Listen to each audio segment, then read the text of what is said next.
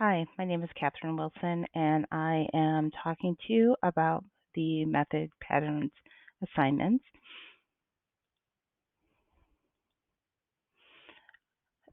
So, the goal of this assignment is to highlight the patterns I've uncovered in the method patterns assignments.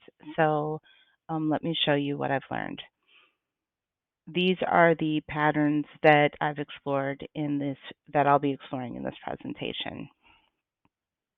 So, firstly, we're going to talk about the collaboration and dialogue method group. So within the collaboration and dialogue method groups is liberating structures, which is an overarching method similar to collaborative arts.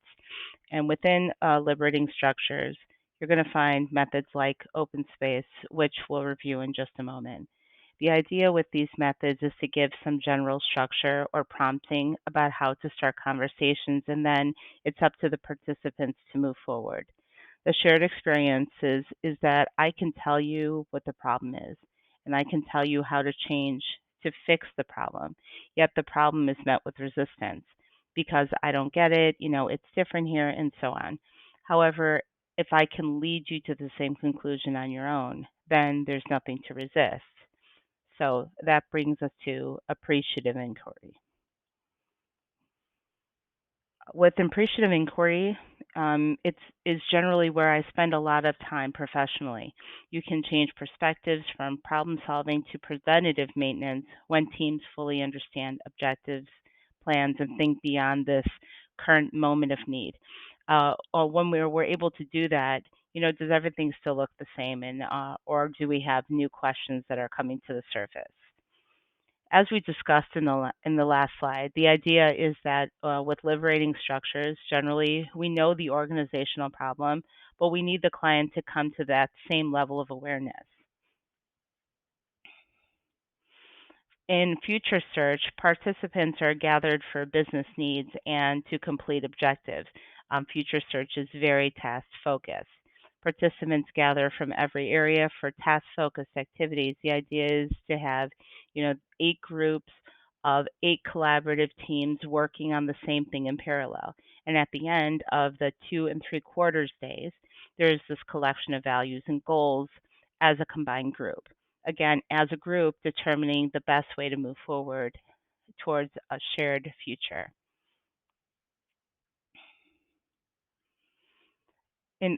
Open space falls under that liberating structure umbrella. Open space is different because rather than predetermined and task focused topics, the group can announce topics for discussion and add them to the marketplace. Participants interested in those topics are welcome to join conversations because the idea is that conversations happen organically. Participants are guided by the 4 principles, which is, whoever comes is right, the right people. Whatever happens is the only thing that could happen. Whenever it starts is the right time, and whenever it's over, it's over. And the laws of 2 feet that states if you're, not contributing or getting value where you are, then use your 2 feet and go somewhere else.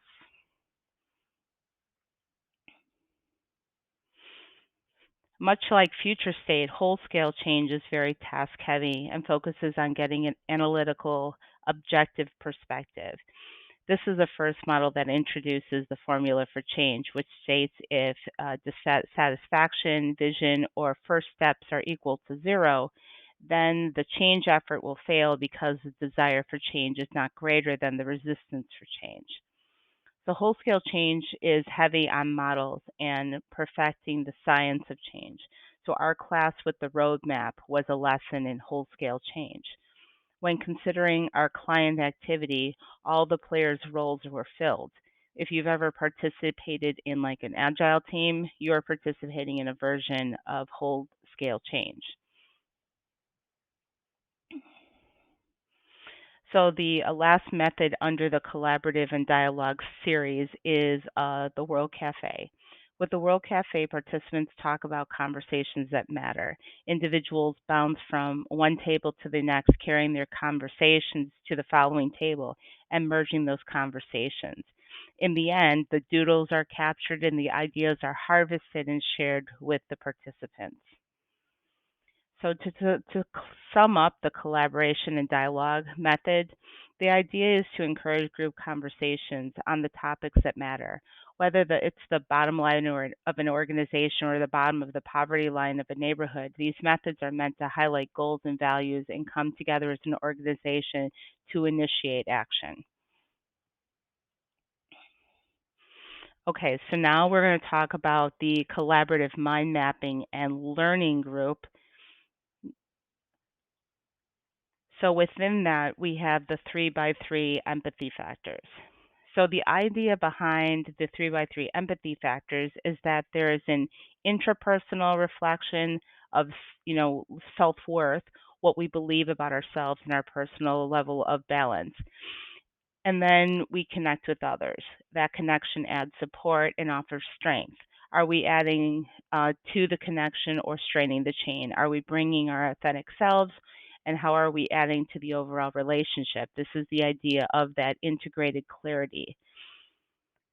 And then when we have the balance in ourselves and we have the support of a connection of those like minds and values and beliefs, and we can find mutual relationships with others, the shared goals and values to create these focused teams. So although the approach to finding shared goals and values was slightly different than in the collaboration and dialogue models, the end result was still the same. The 3x3 empathy factors have an 8-stage approach from an interpersonal champion all the way through to a train the trainer summit. And while I still need a clear answer on how long this process actually takes from start to finish, implementing this method seems like a very involved process. So now we're going to talk about the collaborative arts methods. So the collaborative arts, as mentioned, kind of like the liberating structures, is an umbrella that encompasses all the dynamic methods and models that fall under the collaborative arts. So it incorporates, the art, the music, improv, dance, and tactile activities into group activities to help get individuals out of their heads and into the moment by expressing creativity. In many collaborative art activities, we found ways to pull on our hidden talents and present them to further interaction and conversation by giving participants an artifact or an activity as a conversation prompt or, a team building activity.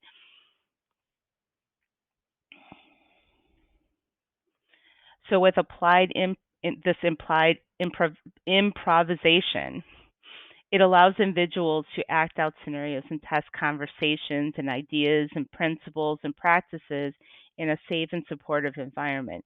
This method offers the participants that same intrapersonal, interpersonal, and mutual experience as in the 3x3 empathy factors by allowing that self reflection through acting out and observation. With graphic recording and graphic facilitation, the idea is that this picture is worth 1,000 words. It's a way of explaining these complex concepts in an easy to understand visual. Not only that, visual imagery can be understood regardless of any language barriers. And what I'm understanding is that there's this growing need for these dynamic activities and meetings for these, remote employees. And as we're becoming a more, connected workforce, and that they're looking for these, more engaging and activities to make these types of activities more productive for this new online workforce that we have.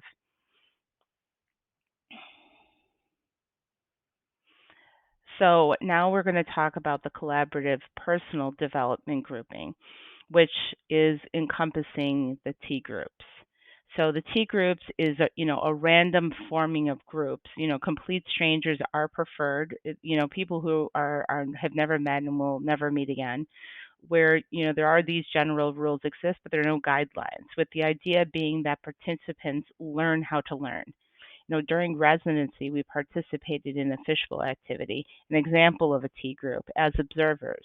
In other instances, we were more of the T group.